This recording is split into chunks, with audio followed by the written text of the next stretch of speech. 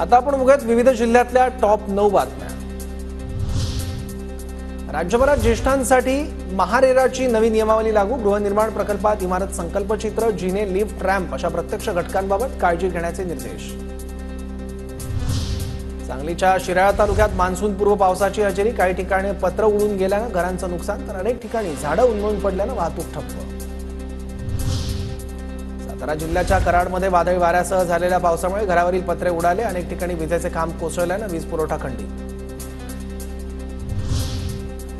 साताऱ्यात मुसळधार पावसाची हजेरी। पावसाने वाडे गावातील वेण्णा आणि आरळेमधील कृष्णा नदीच्या पुलावर पाणीच पाणी साचल्यामुळे वाहन चालकांची कसरत।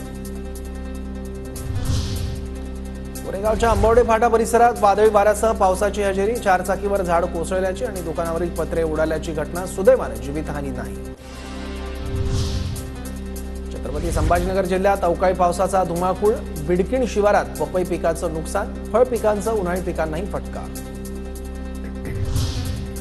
अमरावतीच्या मेळघाटातील खडीमल गावात यंदाही भीषण पाणीटंचाई। पाण्यासाठी आदिवासी महिलांची 3 ते 4 किलोमीटर पायपीट। 4 पैकी केवळ एकाच टँकरनं पाणी पुरवठा सुरू। बुलढाण्यातील शेगाव आणि खामगाव परिसरात पावसाची हजेरी। वातावरणात गारवा निर्माण।